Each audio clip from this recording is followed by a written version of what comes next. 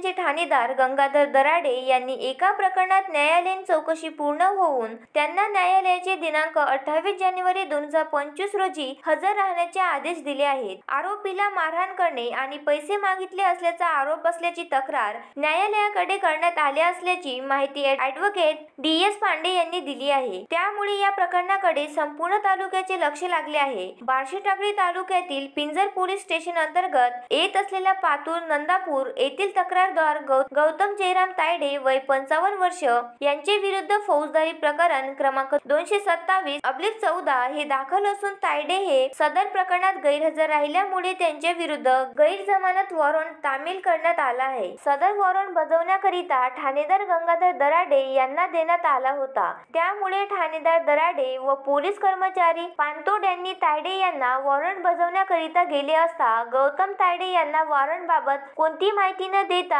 जोर जबरदस्तीने गाडीमध्ये बसविले आणि आपल्या बुटाचा पाय तायडे यांच्या पायाच्या बोटावर ठेवून त्यांना जखमी केले व त्यांना दोघांनीही अमानुषपणे मारहाण केली। याबाबत गौतम जयराम तायडे यांनी बार्शीटाकळी न्यायालयाकडे तक्रार दाखल केली। न्यायालयाने सदर प्रकरण चौकशीसाठी वरिष्ठ न्यायालयाकडे पाठविले असता अकोल्याच्या न्यायालयाने या प्रकरणाची चौकशी करून कलम 223 BNS प्रमाणे नोटीस काढण्याचे आदेश दिनांक 19 डिसेंबर 2024 रोजी दिले आहेत। त्यामुळे विद्यमान न्यायालयाने 28 जानेवारी 25 रोजी ठाणेदार गंगाधर दराडे आणि पोलीस कर्मचारी पातोड यांना हजर राहण्याचे आदेश दिले आहे। सदर फिर्यादीने आपल्या तक्रारीमध्ये ठाणेदार आणि पोलीस कर्मचारी पातोड यांनी गैरवर्तणूक आणि मारहाण केल्याचे तक्रारीत म्हटले आहे। त्यामुळे या प्रकरणाची विद्यमान न्यायालयाने चौकशी पूर्ण करून पिंजरचे ठाणेदार दराडे व पातोड यांना हजर राहण्याचे आदेश दिले आहे। याबाबत ठाणेदार दराडे यांनी प्रतिक्रिया घेतली असता